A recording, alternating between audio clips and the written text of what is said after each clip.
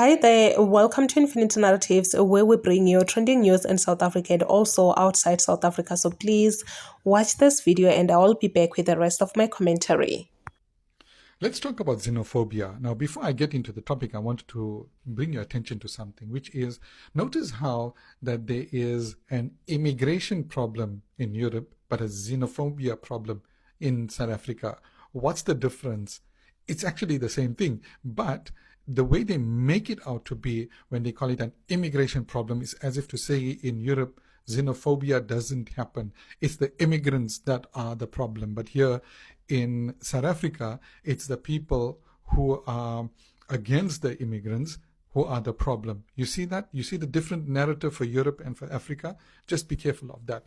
Now, let's get to the crux of it. The crux of it is that this is a sign of the cracks in our economy. People are facing crushing poverty, crushing unemployment. I mean, our youth unemployment is anything from 50 to 60%.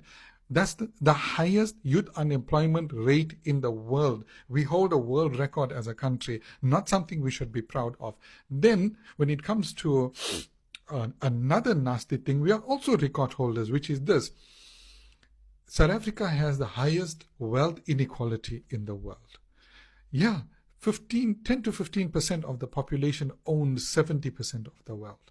So we got a big problem here. It's not that this is a poor country. It's not that there is no money. There's a lot of money, but the wealth is skewed. The wealth distribution is skewed. Some people are super wealthy while the others are super poor, and the cracks are appearing. This is going to appear, and this is a problem that's going to fester. So what do we do about it? The problem is bad.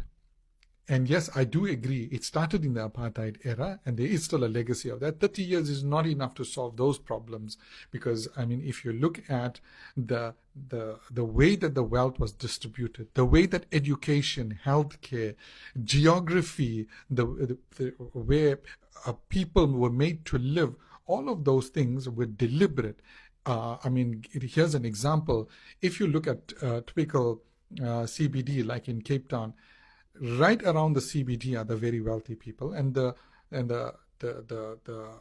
disadvantaged ones have to come in all the way from out of town, 15, 20 kilometers, sit 2 hours in transit before they can get to work. So there's a system that has been in play. And yes, a lot has been done. And I'm not speaking on behalf of the government. I'm not a political guy.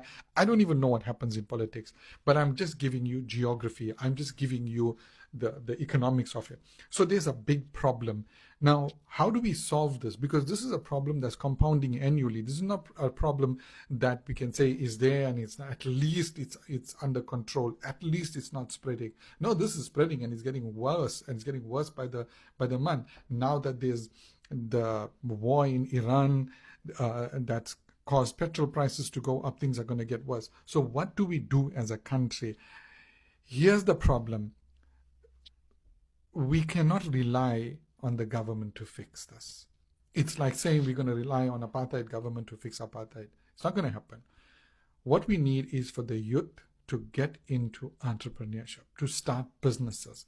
Even if it's a tiny business selling fat cook on the street corner, start a business. Get yourself employed. The only way to fix unemployment and the only way to truly redistribute wealth is through entrepreneurship. Go and read the books of economics, particularly a book by Ha-Joon Chang, Chinese author. He wrote a simple book on economics, and go and look at that. Look at what they say. It's through entrepreneurship, through enterprising young people, that economies change, that wealth distribution becomes more even rather than skewed on one side.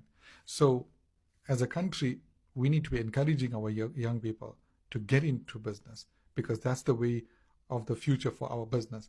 And that's the way that China has become a success. I mean, if you look at the countries, China, India, Iran, Turkey, how did they come up? Through entrepreneurship, through hard work, through business. And they are continuing to grow. Whereas the countries that are the warmongers, you can see they are on a decline. Economically, they are decline. Morally, they are on decline. In every possible way, they are on a decline. Now, we as a country, we are poised for massive growth in South Africa. And South Africa is a rich country. Did you hear me? I said South Africa is a rich country. But we need to fix the wealth inequality. And the only way, I say it again, is through business.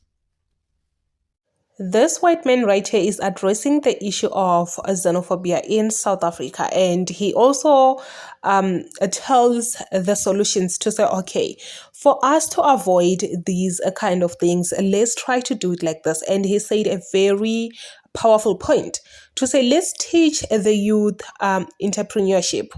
They have to learn to create employment for themselves.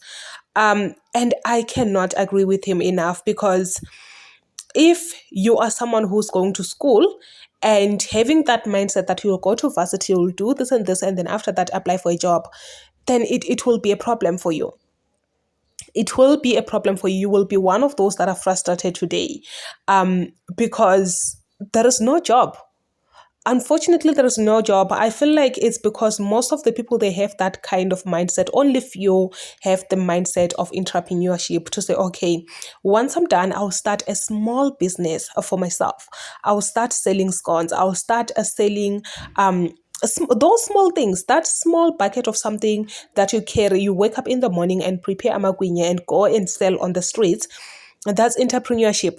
It can actually grow to a very big bakery. It can grow to a very big something. You have to start from somewhere. But anyway, please say your thoughts down below in the comment section. What do you think?